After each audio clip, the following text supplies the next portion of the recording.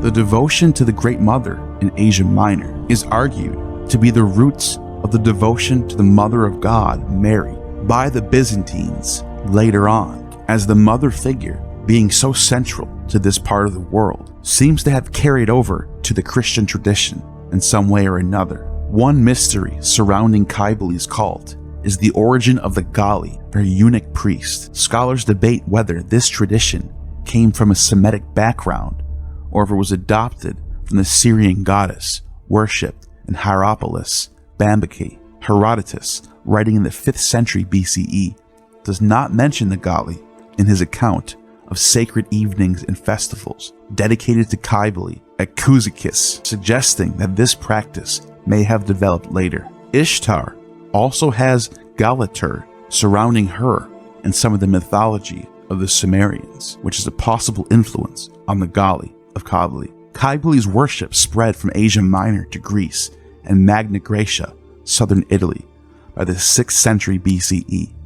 In Greek art, she was often depicted riding a chariot pulled by lions. For example, in the Gigantomachia relief on the treasury of Sipnos at Delphi around 525 BCE, Cybele appears controlling wild animals. In other examples, such as the Cypriot terracotta figurines, she is shown holding a child in her arms, wearing a headdress similar to Attis's cap. Statues of Cybele have been found as far as Marseille, where she was placed in a small chapel or shrine, naiskos, often accompanied by lion imagery, emphasizing her connection to nature and her role as a protector. Also similar to Cybele is Ishtar's association with lions, making it more intriguing that the Galatur could be influencing the Galli.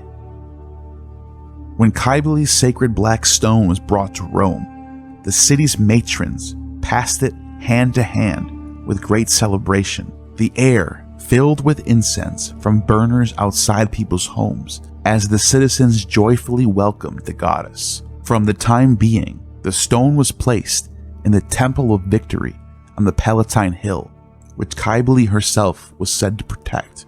While awaiting the construction of her own sanctuary, annual celebrations, including games and festivals, known as the Megalesian Games, from April 4th to April 10th, honored the arrival of the Great Mother to Rome.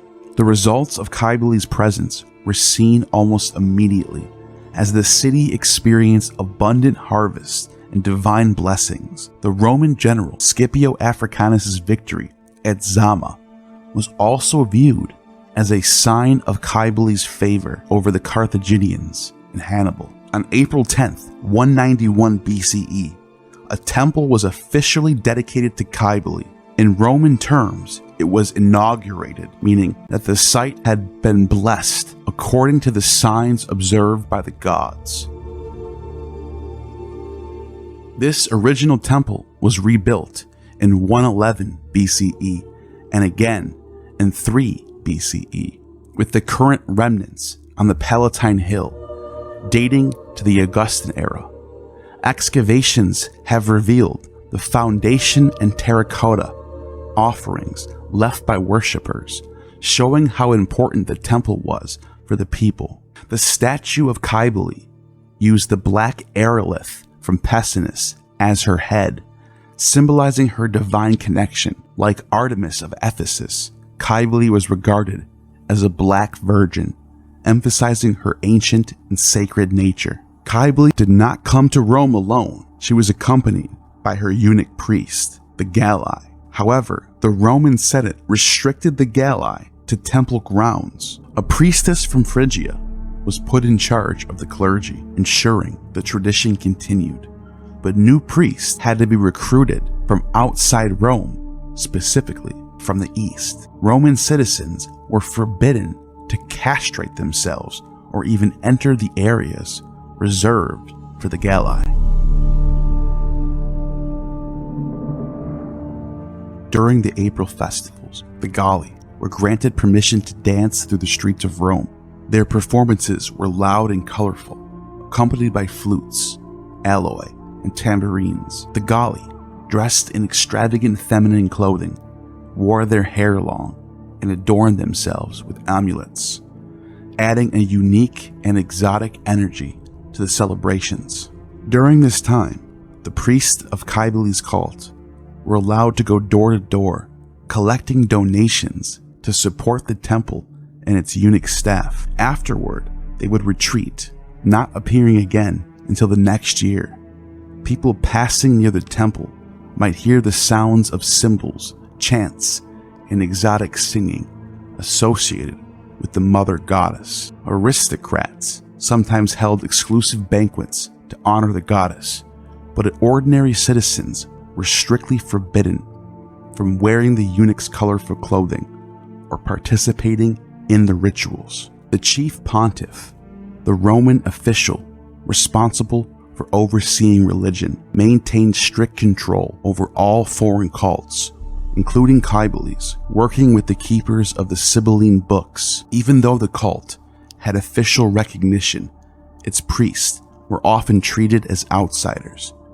Ironically, these restrictions only made the cult more fascinating to the public. The Megalesia drew great excitement each year. From April 4th to April 10th, Cybele's sanctuary was open to the public, who brought offerings such as a dish called moratum, a mix of cheese and herbs. The celebration featured theatrical performances in front of the Palatine Temple, including comedies by Terence and thrilling chariot races in the Circus Maximus. Cybele's statue was carried in grand procession, accompanied by other divine figures, adding to the festival's splendor. At the end of March, Cybele's statue was taken in a procession to the Almo River, a small tributary of the Tiber. The high priest, wearing a purple robe with his hair flowing, led the ritual cleansing of the statue and its sacred objects in a ceremony called the lavatio. The Roman poet Lucretius, who often criticized religious practices, vividly described the intensity of these ceremonies. Drums thunder as palms strike them, cymbals crash loudly, and trumpets sound with a fierce, threatening noise. The rhythm of Phrygian flutes fills hearts with frenzy as the silent image of the goddess is carried through the great towns. She grants blessings to mortals under her protection. Worshippers scatter bronze and silver along the roads she passes, making generous offerings. Roses fall like snow, casting a shadow over the mother and her retinue. The festival was a spectacle of devotion and grandeur, blending sacred rituals with public celebration. With the rise of the Julian family, believed to be descendants of Aeneas, the mother goddess of Ida, Cybele, gained renewed importance. In Roman mythology, Cybele appears alongside Aeneas in several instances, including the famous Aeneid by Virgil. She is depicted on the prow of the ship, carrying Aeneas and the hero Pallas, symbolizing her protection. Cybele was said to be invoked by Aeneas for victory, much like the Romans would later call upon her to aid them in defeating Hannibal. Cybele's imagery often appears in Roman art. For example, in the Vienna Gemma Augustea, she is seen crowning the emperor with laurels, symbolizing his heroic and divine status, alongside the goddess Roma. Another depiction from Vienna shows Livia, wife of Emperor Augustus, as Cybele. Livia wears a crown of towers and stands near a lion, while the Galli play a tambourine at her feet. On August 3rd, 3 AD, the Palatine Temple on the Palatine Hill was rebuilt. A relief from the Villa Medici depicts Cybele with turreted crown, positioned between two lions. Tympanum, the Corybants, Cybele's ecstatic dancers, are shown in action. Cybele's cult was not only a religious symbol, but also a statement of loyalty to the Roman state. Decorations on imperial buildings show the state's recognition of her importance. For example, on the pediment of a palace, the imagery of her mutilated priest suggests their devotion served as a reminder of their loyalty to Rome. While Cybele's Eastern rituals were not widely practiced in Rome, priests of her cult were recruited from among the staff of the imperial household on the Palatine Hill. 2 freed slaves of Augustus and Livia were even titled priest and priestess of the Great Mother. According to Suetonius, Octavian, later known as Augustus, was often made fun of by the likes of Mark Antony and Sextus Pompey as being effeminate. Suetonius says that one day, while people were in the theaters, a loud, applauding audience, referring to Augustus as a priest of the Mother of the Gods, beating his timbrels, they said, "Seest how a wanton's finger sways the world," referring to Augustus in the form of Attis. Despite Cybele's significance, Attis, her companion deity, did not enjoy the same level of worship until later. The cap of Attis appears on some depictions, but his cult gained little prominence before the reign of Emperor Claudius. The grandson of Livia, who also was the grandson of Augustus, belonging to a prominent family with connections to the legendary Attis, was Emperor Claudius. His family name, Appius or Attius, even echoed the name of Attis, associated with the title Papa. Claudius was deeply fascinated by ancient mysteries, including those of Eleusis, and sought to integrate them into Roman culture. Encouraged by the historian Livy, he likely explored the works of Timotheus on the religion of Pessinus.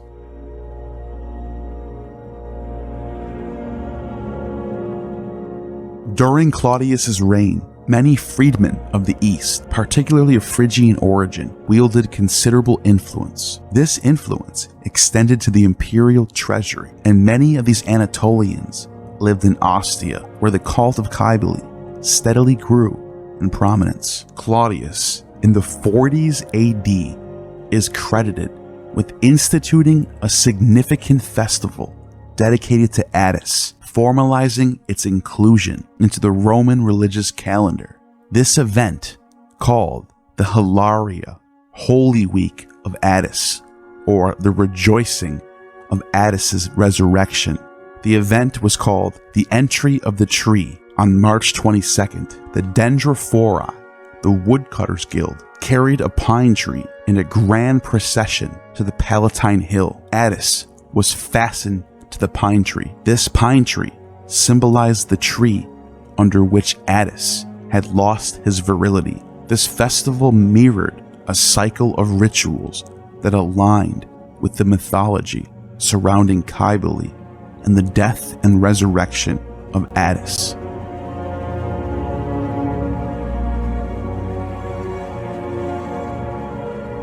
On March 15th, the Cannophori, or reed bearers, processed through the streets. They carried reeds from the Almo River, accompanied by a 6-year-old bull that the high priest sacrificed to ensure the fertility of the fields. Also on March 15th, according to Ovid, in Fasti, a white lamb was sacrificed on this day, the Ides of March. Interestingly enough, the Ides of March coincides with the 14th of Nisan, which is the day that Jesus dies, the Lamb of God. So a white lamb was sacrificed in Rome on arguably the same day that Jesus is crucified.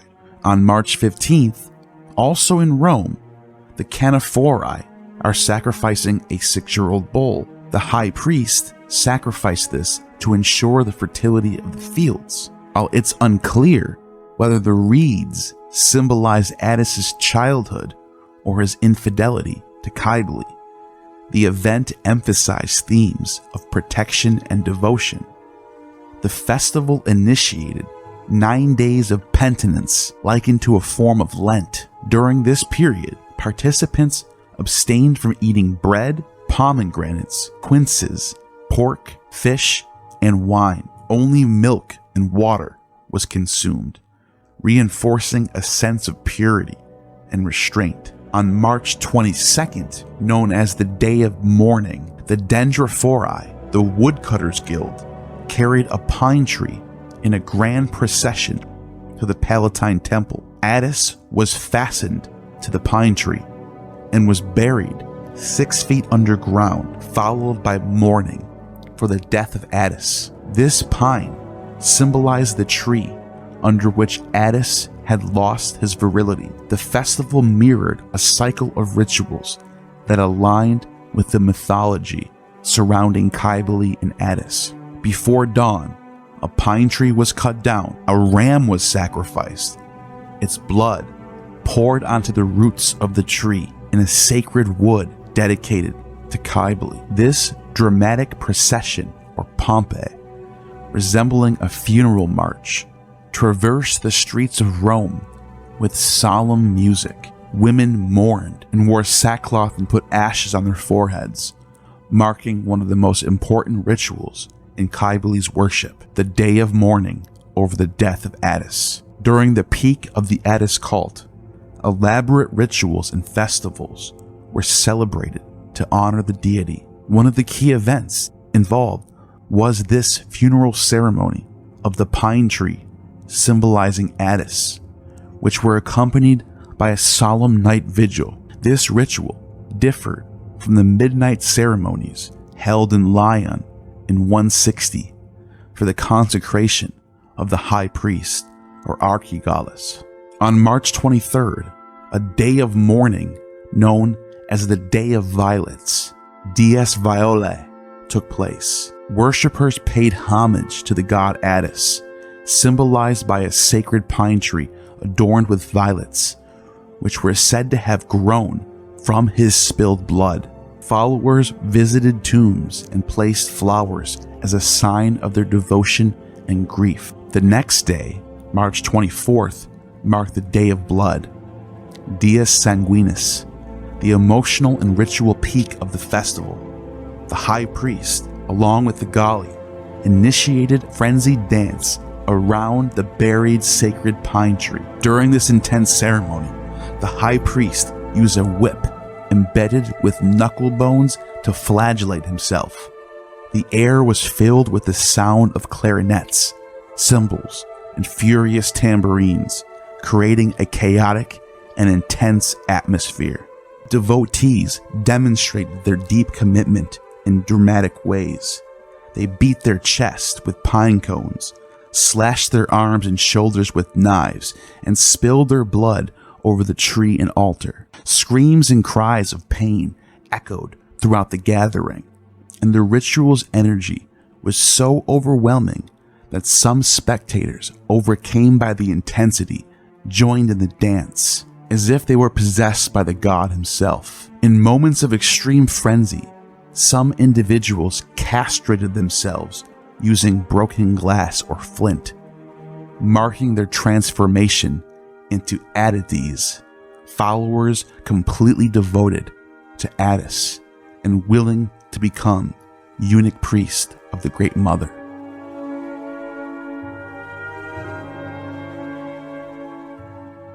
After these acts of mutilation, the priests often tattooed the lower bellies of the Galli, embedding their allegiance to the goddess Cybele into their skin. Sometimes gold leaf was applied to the wounds as part of the healing process, symbolizing a form of divine sanctification. Heads were shaven and wigs were put on. On the third day after the burial of the pine tree, the 25th, the spring equinox itself, the same day, according to tradition of the church, the day Jesus died, the day of rejoicing called Hilaria took place in Rome on March 25th. 3 days after the Day of Mourning, the ritual shifted to honor Attis. This solemn event, 3 days after the tree was buried, reflecting Cybele's actions in the myth when she cared for the body of Attis. Prayers were offered by the high priest for the protection of the emperor and the Roman Empire. The Day of Rejoicing, the resurrection of Attis, was thought to have occurred on this day, the third day after the burial of the dead Attis. March 25th was indeed the holiest day of the Hilaria Festival. According to the ancient Christian sources like Firmicus Maternus, these ceremonies included prayers and mourning chants performed in near darkness. At a pivotal moment, a light was revealed, symbolizing divine salvation. The priest would then anoint the chest of participants while reciting words of hope. Have faith, O believers, God is saved, and for us, salvation will emerge from his suffering. The context of these rituals strongly connects Attis to the Egyptian god Osiris, who also symbolized rebirth and also had his own Hilaria Festival in Egypt. On March 25th, the resurrection of Attis was celebrated, decades before the Gospels are written. One has to wonder if this March 25th Resurrection Festival influences the Gospels in some sort of way of Jesus also resurrecting in this same week.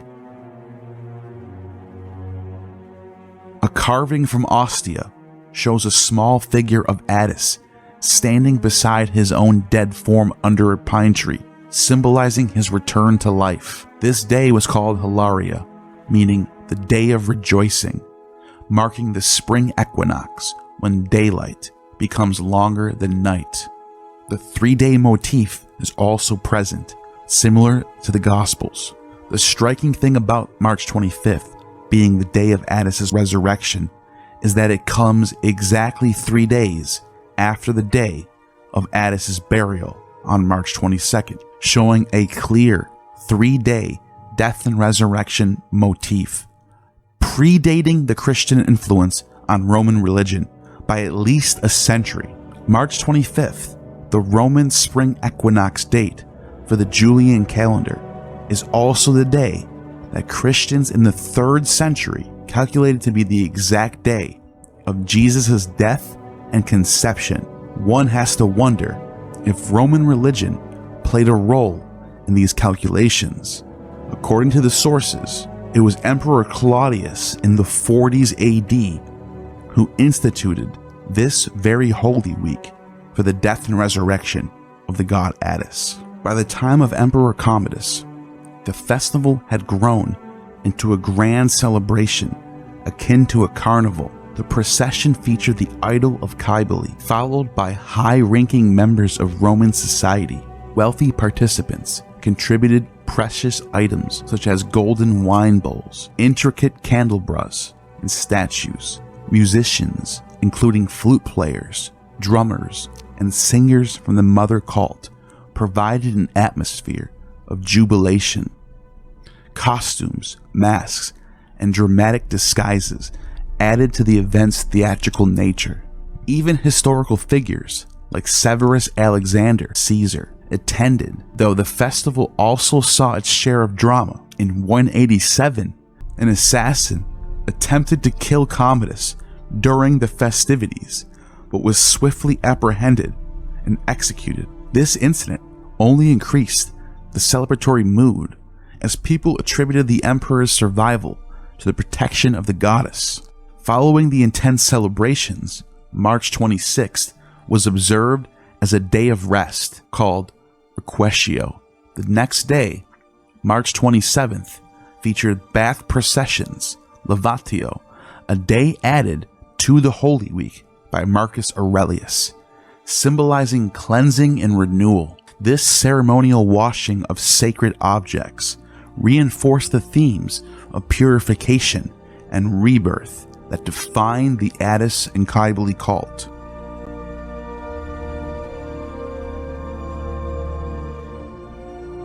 One week later, on April 4th, the Megalesia Festival began, celebrating the arrival of Cybele's sacred black stone. These festivals ran back-to-back against each other, just like Saturnalia ran back-to-back with the winter solstice and the calends of January. At the Megalesia Festival, a sacred black meteor that was thought to have fallen from the heavens seemed to be a theme for various religions in this period. This festival also marked the reopening of public theaters, which had been closed for over 4 months.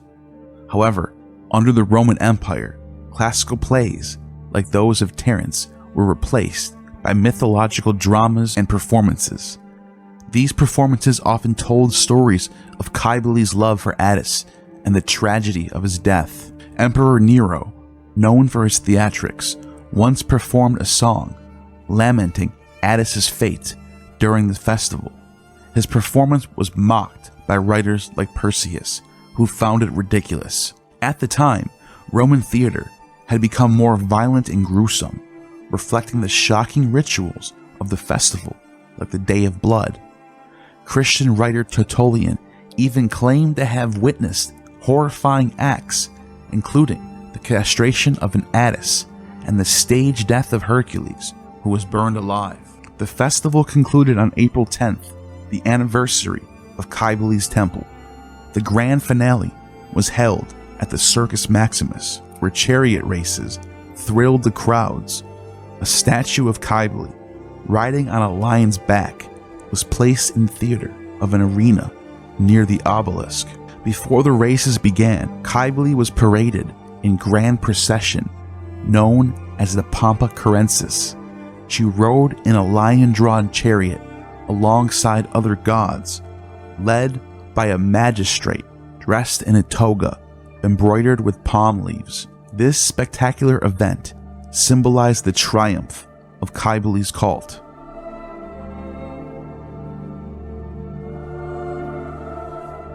By this time, Phrygianism, the worship of Cybele and Attis and Sabazius, had become an official and popular part of Roman religious life. Emperor Claudius and his freedmen played a key role in integrating these rituals into Roman culture, even as they adapted and Romanized the traditions of the original March festival cycle. The solemn Hilaria festival in later centuries solidified the importance of Cybele's worship. However, in 69 AD, some were angered by Emperor Otho, who left Rome during an important religious period. According to Suetonius, this happened on March 24th, the Day of Blood, when the worshippers of the Mother of the Gods were deep in mourning and lamentation. This caused Emperor Otho to lose popularity to Vespasian, who later became the emperor less than a year later. During Emperor Hadrian's reign, the writer Arian of Nicomedia, who also was a priest of Demeter, mentioned that in Rome, Attis was mourned with rites similar to those of the Phrygians. This was also when Cybele started appearing on Roman coins again. Large coins, known as sestertii, often featured her image, possibly distributed to mark the mother cult festivals. In the 2nd century AD, coins also honored Roman empresses like Sabina, Faustina the Elder, Faustina the Younger, and Lucilla, wife of Lucius Verus. The coins depicted Cybele in various ways, sometimes alone, riding on a lion, others alongside Attis, or arriving by boat at the mouth of the Tiber River during a bath procession. One notable coin design celebrated the deification of Faustina the Elder in 141 AD. The goddess was given the title Salutaris, meaning Our Lady of Salvation. However, unlike other depictions, coins from this time did not include the eunuch shepherd, a common figure in Cybele's mythology. During the reigns of Commodus, Julia Domna, and Heliogabalus, Cybele was prominently featured in coinage, emphasizing her role as the mother of the gods.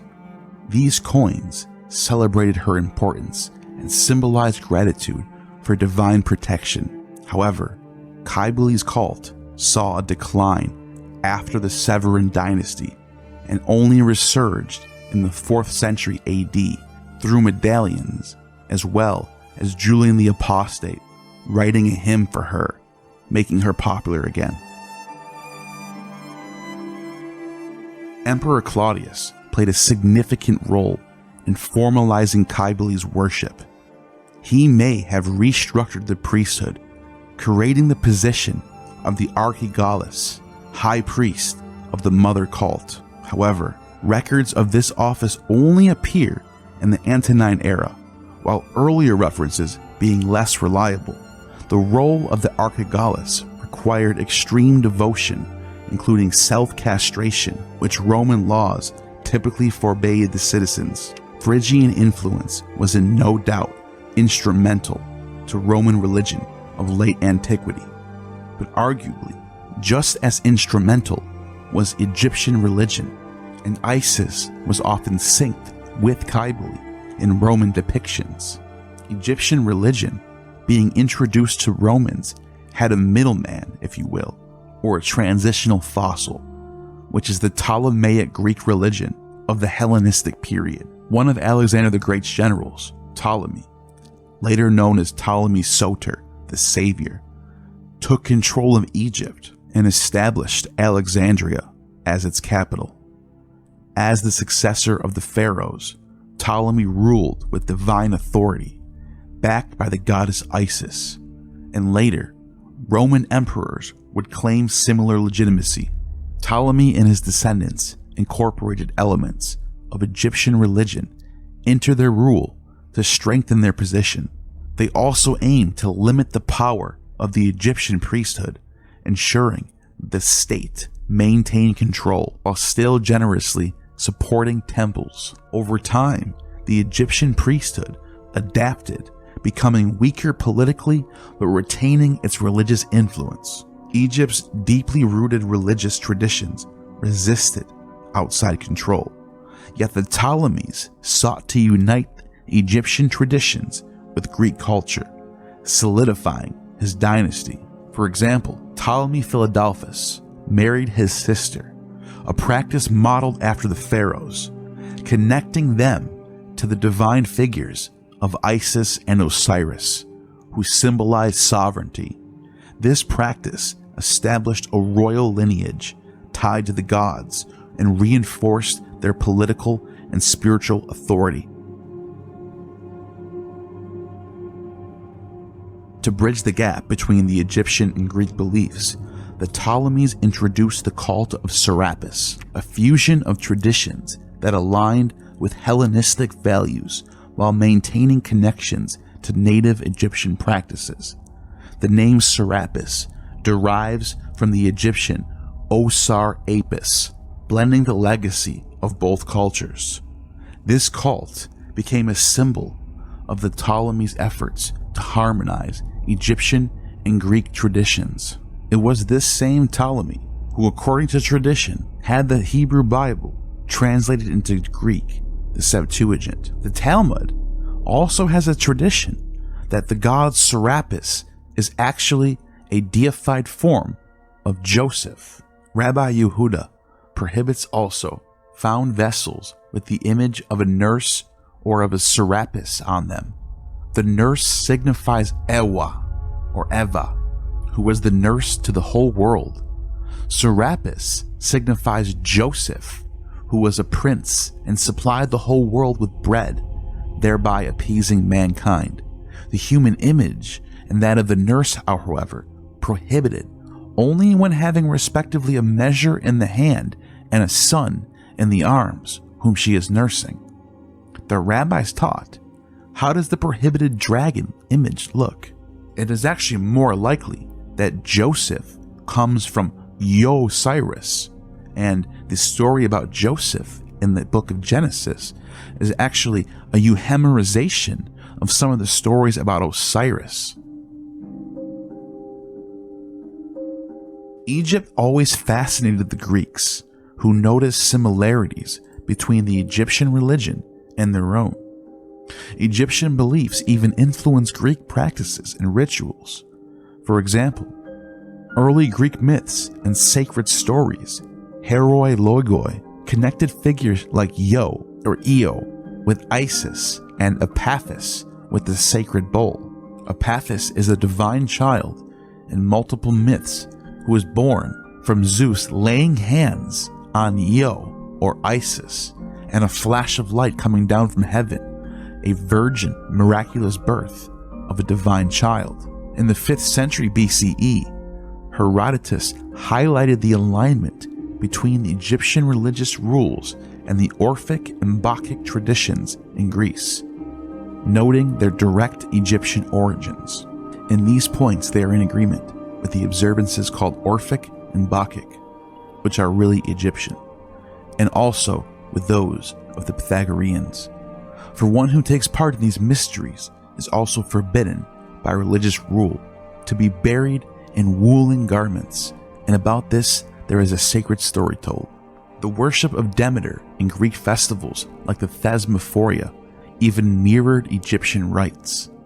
This connection was credited to the daughters of Danaos, who brought Egyptian rituals to the Pelasgian women of Argos. Similarly, Plato in his dialogue Phaedrus suggested that the myths involving the god Thoth originated in Egypt. Hellenistic traditions later developed these ideas further, with figures like Orpheus adopting Egyptian rituals and incorporating them into Greek mysteries, who calls himself a revealer, apocalypse, and a theologian, includes representations of suffering and purification. Orpheus revealed the future apocalypse, just as the Hebrew prophets did. And some of the Greek-speaking Hellenized Jews in Alexandria even claim Orpheus as a prophet in some of the 2nd century and 1st century BCE Jewish writings in the Pseudepigrapha. A text known as Psalm 151 seems to have David in the place of Orpheus, playing his music, and all of nature obeys him, just like Orpheus. Mosaics of Orpheus in Aramaic are found throughout Judea and Syria in the 1st and 2nd century CE. Even one of them, stone's throw away from Nazareth and Sephri, which Jesus would have grew up in.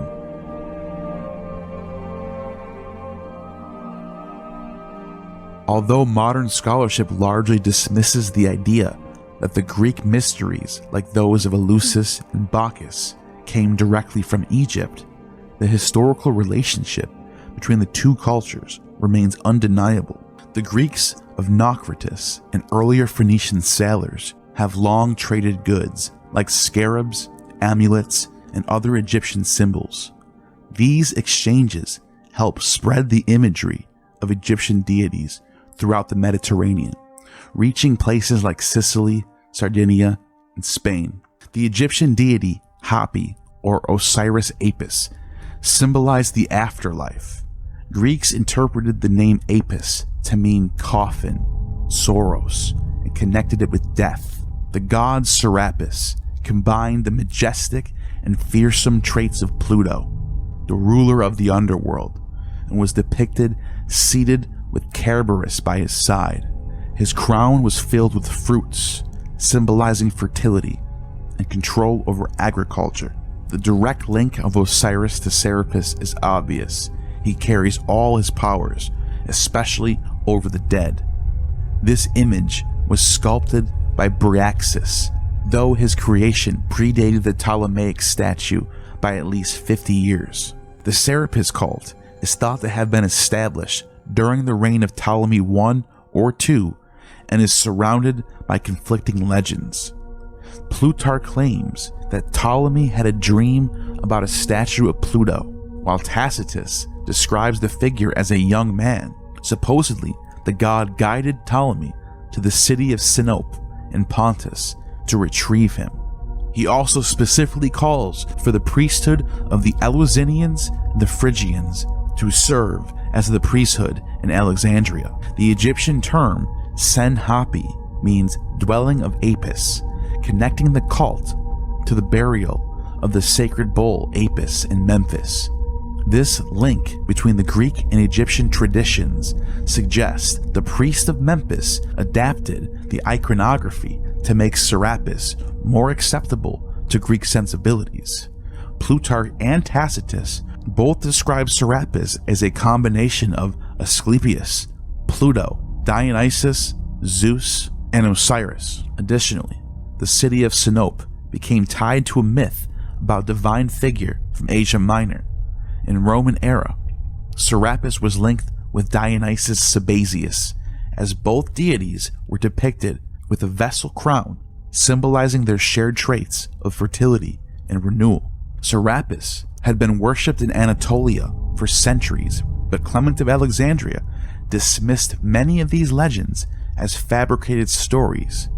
Later Christians associated the name Serapis with Joseph, son of Sarah. The Grand Serapeum of Alexandria, constructed under Ptolemy III, was one of the ancient world's most renowned sanctuaries. The temple featured a central courtyard surrounded by annexes for priests and worshippers, including rooms for incubation rituals where people slept to experience prophetic dreams. The sanctuary of Serapis served as a place where dreams were believed to deliver divine medical advice, just like the god Asclepius in Pergamum and Epidaurus. Serapis was seen as having equal power over life and death, and was healing the sick and the blind. Sacred banquets were held there, though there's no proof that initiations into mysteries occurred before the Roman Empire. In the name of Serapis, the Roman Emperor Vespasian was even reported to heal a man's lame arm and put his spittle into a man's eyes so he can see again, just like Jesus in the Gospels. The idol of Serapis appeared enormous, with its hands touching the walls of the sanctuary. It was crafted from wood, metal, and gemstones, contrasting bright colors with darker tones of the temple. The statue featured white eyes, golden ears of corn, and its basket-shaped crown and silver garments. According to Clement of Alexandria, the sculptor Bryaxis used a mix of precious metals, including gold, silver, sapphire, and emerald, dyed them with blue, and even incorporated embalming substances from Osiris and Apis. Plutarch and Tacitus recount that Ptolemy sought the advice of Timotheus, a priest interested in the myths of Cybele and Attis, for the creation of the Serapis cult. Ptolemy also consulted Manetho, an Egyptian priest, to help integrate Isis into this new religious framework. Timotheus reportedly brought elements of the Greek mystery traditions, such as those from Eleusis, to Egypt, merging them with the Egyptian deities. This effort resulted in a universal priesthood in a unique Greco-Egyptian cult, combining Serapis with that of Asclepius, Pluto, Dionysus, Sabazius, as well as Isis and Osiris, connecting Isis to Demeter, and sometimes her daughter Persephone as Kori in the underworld, being the wife of Pluto, who is Serapis, making Isis and Serapis into a version of Kori and Pluto. The myths and power of Isis allowed her to be interpreted in many ways. Her name, meaning seat or throne, symbolized motherhood, like Cybele, often depicted as holding an infant Horus or Harpocrates, Horus the child in Greek. This nurturing image became popular in Greco-Roman art and endured across time. Plutarch even says that Harpocrates was born around the time of the winter solstice, predating Christmas by centuries. The story of Osiris, the good god, and his jealous brother Seth, or Typhon, is well known. Seth, embodying evil, traps Osiris in a casket and sends it down the Nile. The casket eventually washes ashore at Byblos in Phoenicia, where a great tree grows around it. The tree is later cut down and turned into a pillar in the king's palace. Meanwhile, the grieving goddess Isis, Osiris's wife, is divinely led to Byblos. There, she becomes a nurse to the young prince, burning away his mortal parts during the night. As Isis reveals her power, she convinces the king to open the pillar and retrieve Osiris's casket. However, Seth seizes the body, cutting it into multiple pieces, either 14 or 26, depending on the version, scattering them across the land. Isis embarks on another journey to recover Osiris's remains. She honors each piece with a burial, creating multiple tombs of Osiris. Legends say she magically restored Osiris to life, and he has a physical bodily resurrection, according to Plutarch. Anubis, the jackal-headed god, assisted her with his keen tracking abilities, while Horus and Thoth also aided in the search. This myth inspired rituals in the Roman era, symbolizing the rediscovery of Osiris. To the Greeks, Osiris's story echoed Demeter's search for her daughter Kori and Zagreus's dismemberment by the Titans. Like these figures, Isis was seen as the goddess who revived a dead god. Timotheus and the Alexandrian clergy helped reinterpret this Egyptian myth, blending it with the Dionysian traditions. The Ptolemies further expanded the synchronized cult through the Mediterranean, reaching regions like Sicily, Cyrenaica, even Pergamon had a big center for Serapis worship. As the goddess of Alexandria's lighthouse, Isis Faria became the protector of sailors, guiding ships under the Ptolemies' rule. Her image and myths were transported across the Mediterranean, spreading the vibrant and adaptable traditions of the Nile. In 21 BCE, Rome faced unrest while Augustus was in Sicily. Agrippa, his son-in-law, restored order and expelled Egyptian religious cults from the city. At that time, these cults were banned within a radius of 7.5 stadia, 1.3 kilometers from Rome.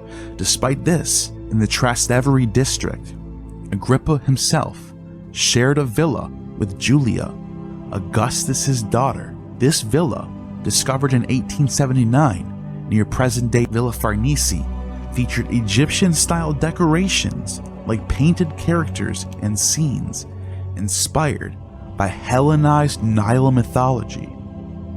It seems Augustus's daughter appreciated these designs despite her father's ban on them, which stood out from the official Roman religion, offering an artistic escape.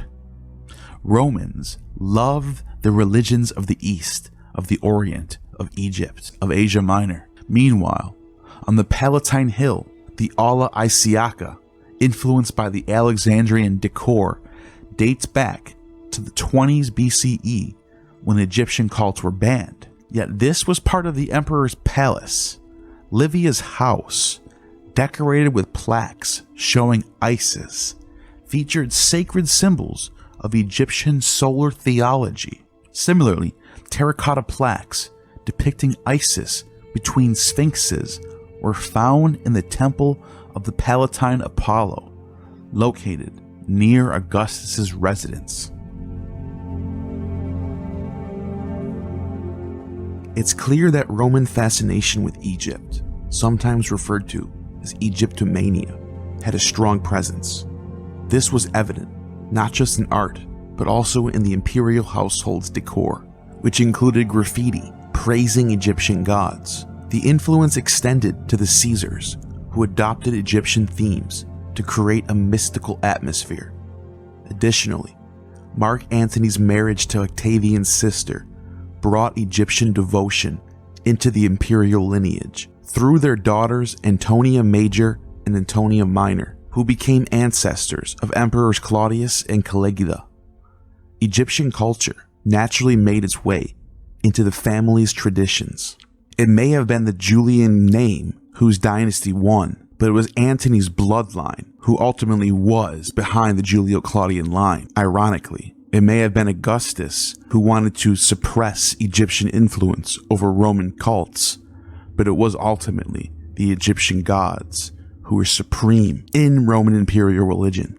Emperor Tiberius later banned Egyptian rites, labeling them as superstitious. According to Suetonius, he ordered their sacred objects to be burned, enforcing a strict suppression of Egyptian practices. This crackdown also targeted Jewish communities, leading to the deportation of 4,000 freedmen to Sardinia. In 88 BCE, Delos was taken over by Archelaus, a commander under Mithridates. During this time, the Italians and Romanized Greeks, who survived the massacre of about 20,000 inhabitants, expressed their gratitude to Sulla, who had the title of Imperator and crossed the Rubicon before Caesar did, who later liberated the island of Delos. Sulla, the future Roman dictator, held strong ties to the cult of Venus and enjoyed the title Beloved of Aphrodite, Epaphroditus. It has been suggested that his Venus Felix could have links to Isis Fortuna or Tyche, both popular among sea traders. Additionally, Sulla heavily invested revitalizing Praeneste, enriching it after the town's reconstruction for his veterans.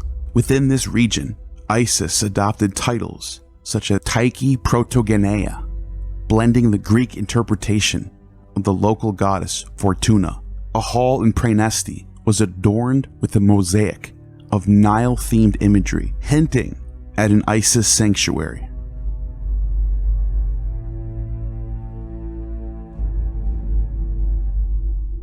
In Pompeii, which later became a Roman colony named Veneria Cornelia, Venus inherited qualities of felicitas. Although no direct evidence ties Isis to Sulla's worship, the writer Apuleius mentions that a college of pastophori, priests dedicated to the Egyptian deities, where we get the word pastor from, in Delos traced its origins to Sulla's time. These pastophoria likely served as religious retreats for devoted followers living in sacred principles. It is possible that Mithridates and Marius, while returning from the east, brought enslaved individuals and freedmen who had embraced the Isiac faith back to Rome. During the early decades of the 1st century BCE, the worship of Egyptian deities in Rome remained relatively discreet, mainly appealing to the lower classes. This quiet expansion coincided with Rome's turbulent final years of the Republic. Remarkably, Egyptian motifs began appearing on official coinage, such as the auxiliary mint denarii around 90 BCE and later around 79 BCE, showcasing symbols like the basileia and lotus flower, often associated with Isis. However, these marks likely served practical purposes to differentiate between rather having religious significance, as seen in other examples where secular emblems were used. The Egyptian cults, under scrutiny, became embroiled in scandal, further tarnishing their reputation.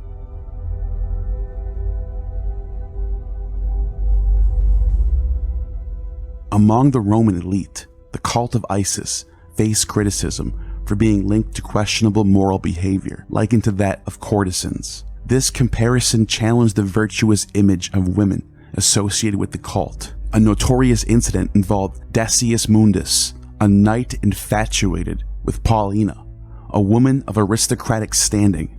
Despite his persistence, Paulina rejected his advances and even turned down an offer of 200,000 drachmae or for one night with her. Frustrated and desperate, Mundus plotted to win her over through deception. With the help of a freedwoman, he orchestrated a plan that exploited Paulina's devotion to the sanctuary of Isis. A priest approached Paulina, claiming that the god Anubis himself was enamored with her and wished to meet her. In the secrecy of the darkened sanctuary, Mundus disguised himself as Anubis and deceived Paulina. When Paulina learned about the deception, she was outraged.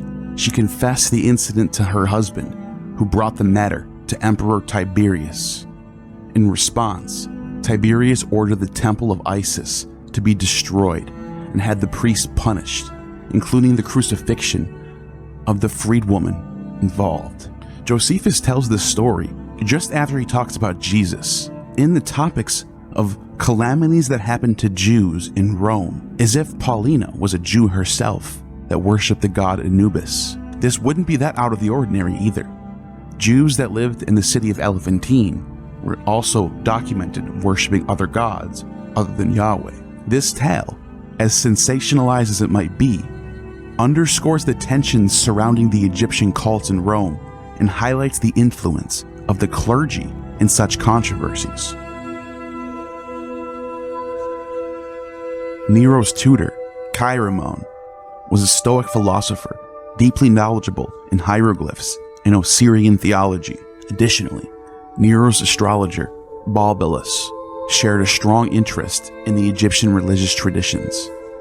Poppaea, Nero's wife, came from a family with ties to the Isis cult, with a cousin known for a household shrine dedicated to Isis and her divine consorts. In his work, De Clementia, Seneca even likened Nero to the sun in a matter akin to pharaonic praise. Otho, Nero's friend and Poppaea's first husband, participated in the rituals of the Isis cult, wearing its characteristic linen robes. The devotion to the Egyptian religion during this period reached extraordinary heights. In 69 CE, amid political upheaval, Vespasian, who had been proclaimed emperor by the Eastern legions, was reported consecrated and recognized by the god Serapis. Upon his arrival in Alexandria, the Nile flooded dramatically, and miracles were attributed to him in the name of Serapis. As I stated earlier, Vespasian restored the sight to a blind man and healed a cripple while visiting the Serapeum, where he spent time alone with the deity's oracle. The Senate formally acknowledged his divine endorsement by Serapis. In 70 CE, as Vespasian returned to Rome with his son Titus, he spent the night at the Temple of Isis in the Campus Martius. The following day, he celebrated his victory over Judea, where they paraded the menorah in the city of Rome. The Isium Campens, the grand Isiac temple in Rome, displayed its splendor through its newly minted facade, commemorating the year of the Senate's tribute. Domitian, who rose to power shortly after, remembered the protection Isis had afforded him during his perilous escape from Vitellius's forces in 69 CE. Dressed in his Saic ceremonial robes, he fled to safety during the attack on the capital. Later, Domitian ordered the rebuilding and embellishment of the Isium Campense, which had been burned in 80 CE.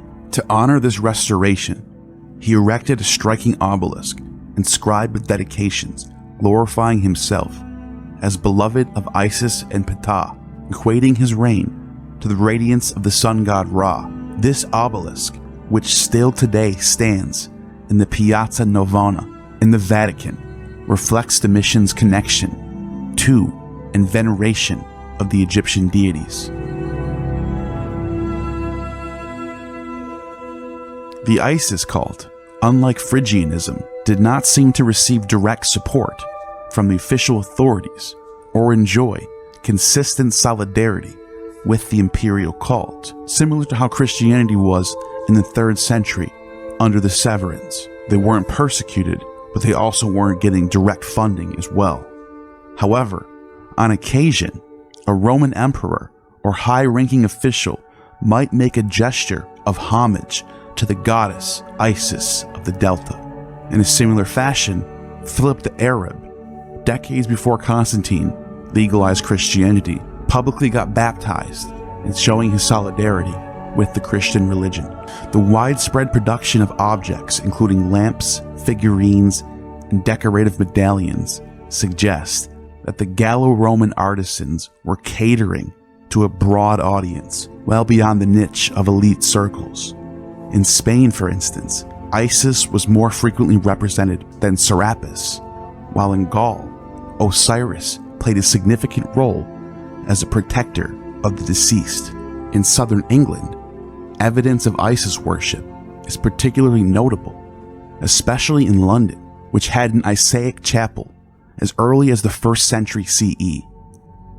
Other sites include the mouth of Thames, the southwest region of the island, and York, where a temple to Serapis, likely built during the Severan period, was established. Further north, at the Roman fort of Bravionicum, modern-day Kirkby Thor, an altar was dedicated to an Alexandrian deity. Nilotic cults extended as far as Hadrian's Wall, where Syrian and Mithraic cults were more prominent. The spread of Isis worship in Roman Britain was mainly facilitated by traders, but it did not achieve the same level of penetration as in Gaul. In contrast, Italy often served as a crossroads between the Greek East and the Western provinces. Many religious symbols and representations passed through Italy, shaped by Roman influence and adapted to local traditions, creating unique variations of these cults as they expanded throughout the empire. The worship of Isis Fortuna served as a spiritual anchor for merchants, sailors, soldiers, and officials, ensuring their health, success, and even protection for their crops. Dionysus Harpocrates, embodying joy and vitality, further enriched the syncretic blend of Egyptian and Roman religious elements. However, despite the Romanization of these beliefs, certain distinctly Alexandrian practices, such as sacred banquets, remained integral to the Serapis cult. The most notable historical feature of Isis worship was its status as a religion of immigrants adopted by Greco-Egyptian devotees and settlers from Campania. This practice extended beyond urban centers, coexisting alongside local deities without eroding indigenous traditions. The unique character of Isis devotion was evident in its architecture, which was designed to evoke a sense of sacredness and harmony among worshippers, mirroring the essence of the rituals performed within. By the 3rd century CE, Christian critic Clement of Alexandria condemned the elaborate staging and psychological manipulation present in Egyptian religious practices, which he described with disdain. Clement mocked the ostentatious design of Egyptian sanctuaries, emphasizing their lavish decorations, which included forecourts and sacred enclosures adorned with countless columns, walls embedded with imported stones, gold, silver, and vermilion reflected the shimmering brilliance of gemstones from India and Ethiopia. Intricate embroidered curtains shrouded the inner sanctuary in mystery, yet Clement dismissed all this grandeur as a facade for hiding what he metaphorically described as a crocodile wallowing in purple. A fundamental difference between Egyptian temples and Greco-Roman sanctuaries was their design and placement. While Roman temples typically faced public spaces like forums and streets, Egyptian temples were secluded within enclosing walls, separating them from mundane surroundings. For instance, the Temple of Isis at Pompeii stood at the heart of a courtyard, surrounded by a perimeter wall. Inside, a covered portico ran along the interior, with no openings to the street except for a single narrow gateway at the northern corner. This design emphasized the isolation of the temple, creating a profound sense of spiritual separation from the outside world. The artifacts unearthed in various parts of the town were marked with inscriptions like "Gifts of Serapis." The water from the sacred river associated with the deity was revered by devotees, and the altars were ceremonially lit with purifying scents burned upon them, accompanied by the music of flutes and the rhythm sounds of a sistra, traditional wire rattles still used in Coptic churches for Christianity. A hymn was performed in the Egyptian language by a cantor at the temple's entrance. This ritual, combining water and fire, was thought to revitalize the divine idol through sacred invocations. At the break of dawn, the worshippers announce the arrival of the first light, described by Apuleius in Metamorphosis. The voice of the faithful greets the return of light. This celebration of rebirth of the day, paralleling the resurgence of the god Serapis Helios, captured the human hope of conquering the darkness of night, a primal yearning for the sun's triumph. Epiphanius, in his Panarion, talks about this happening for multiple different gods on the 6th of January for the god Ion, who he says is born of a virgin, and the god Osiris from Arabia, all coinciding with the epiphany of Christ being born of a virgin at the winter solstice. In the case of Isis worship, the worshippers express their reverence and gratitude to the divinity by singing, chanting, and praying at length before the idol. This practice, deeply rooted in Isaic traditions, appears to have introduced a similar form of piety to the Western world. Lucius, in his narrative, reflects this spiritual devotion with great clarity. All the bodies in the heavens, the earth, and the sea are increased by her increasing motions, and are diminished by her diminishing motions. As wary as I was of my cruel fortune and calamity, and even though it was very late, I found good hope of being delivered from all my misery and of sovereign remedy in invocation and prayer to the excellent beauty of the goddess, whom I beheld shining before my eyes. Then I arose with a joyful face, shaking off my animal-like and drowsy sleep. Moved by great affection to purify, I plunged myself 7 times into the water of the sea, 7 being a number quite favorable to holy and divine things, as the worthy and sage philosopher Pythagoras has declared. The sacred garments of the goddess, adorned with symbolic elements, were handled with great reverence by her attendants. Christian Nassini saw these robes as representations of the 7 ethereal spheres in which nature is cloaked. Apuleius poetically described the black, radiant cloak of Isis, its hem layered in folds that mimic the waves of the sea under a starry night. The knot, called the Isaic knot, was tied with great care, symbolizing the distinctiveness of her priestesses. Once the idol was prepared, the temple doors were opened. Lucius, observing the ceremony, described his feelings of anxious anticipation as the white curtains were drawn aside, revealing the image of the goddess. Worshippers gathered to offer their reverence, while a priest around the altars performing rituals of thanksgiving and pouring libations from sacred water drawn from the temple's depths.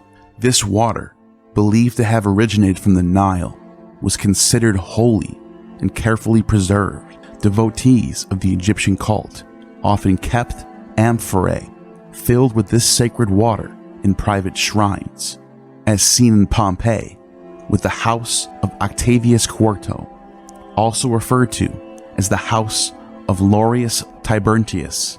These vessels served as personal connection to the divine and a testament to the faith of the worshippers. A similar practice is recorded in Epiphanius, as well as John Chrysostom in the 4th century, who both report that on the 6th of January, Christians would save bottles of water for the next year as holy water. Feelings of guilt and failure to honor the goddess Isis often led her devotees to acts of public confession and penitence. Roman authors such as Ovid and Juvenal record vivid scenes of this devotion. Ovid describes confessions inspired by the goddess in his Letters from the Black Sea, Orestia, while Juvenal was shocked to see a devout woman dunk her head under the icy waters of the Tiber 3 times before crawling on her knees around the Icium Compense in Rome. In one striking account, a devotee believes that Isis herself commands her to journey to the depths of Egypt to retrieve water from the Nile and sprinkle it within the temple. Such stories reveal the intense, personal nature of these divine conversations that worshippers believe took place during their dreams. Similar accounts would happen in the Byzantine Roman era for the Virgin Mary, visiting people in their dreams and doing similar things. Dreams held a significant role in the spiritual lives of Isis worshippers. Beyond attending divine services, many devotees sought closer connection to the goddess by living within the sanctuary itself. For example, Lucius and Apuleius' Metamorphosis, Book 11, temporarily took up residence in an annex of the temple to immerse himself in the goddess's presence.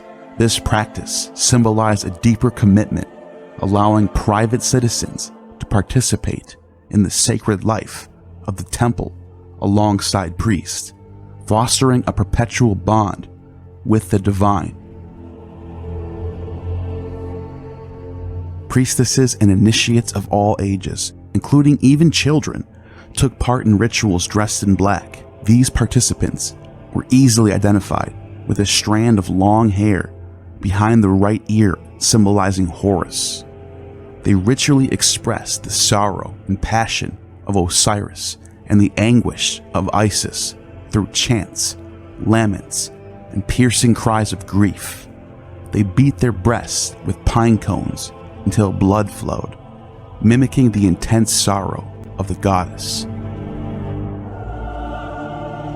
A statue housed in the Museum of Turin depicts Isis in a disheveled state, with her arms and body contorted in pain, reflecting the emotional and physical expression of this collective mourning over the death of Osiris. The ritual search for Osiris was performed within the sanctuary, following a pre-established route that reenacted the myth of his discovery. According to Firmicus Maternus, an idol of Osiris, broken into dismembered pieces to symbolize his fate at the hands of Seth, was scattered across the area. These pieces were reassembled during the festival, symbolizing his rediscovery and rebirth. The name of the festival, Hilaria, was the same name as the Attis Resurrection Festival. The event itself was called Inventio, meaning rediscovery. A priest or a mystic wearing the mask of Anubis would act as a guide, symbolizing the jackal-headed god whose keen sense of smell helped Isis locate and recover Osiris's remains. On November 3rd, the ritual culminated with a joyful procession through the streets, mirroring the celebrations of the Attis Hilaria of March 25th. Crowds proclaimed, "We have found him, let us rejoice," Hilaria, while shaking their sistra with fervor. Even the rural areas, people joined the festivities, dancing and celebrating the rediscovery of Osiris, which symbolized the rejuvenation of crops and the guarantee of bountiful harvest. Figurines represented Osiris were crafted from damp earth, often hollowed out tree trunks filled with seeds, symbolizing life and fertility. These relics, placed in tombs, acted as pledges of protection and continued survival of the good god, Agathos Daimon. This agricultural rite, tied to the vegetating Osiris, originated in Egypt, all the way back in the Bronze Age, and flourished in the West. To the consternation of early Christians, Osiris was closely associated with wheat, symbolizing his resurrection and the renewal of life. As the Roman poet Rutilius described, the restored Osiris was celebrated as the bringer of fresh crops, ensuring future harvest. These lively and colorful rituals, part of the autumn festival of Isia, captivated the hearts of all who witnessed them. Atargatis of Hierapolis was often referred to by the general title of Dea Syria, and synced with Isis and Cybele, as well as Venus. She presided over a grand and revered sanctuary that gained attention in the 2nd century through a short work attributed to Lucian. This piece, though filled with perhaps exaggerated claims, reflects the notable stature of her cult and sanctuary.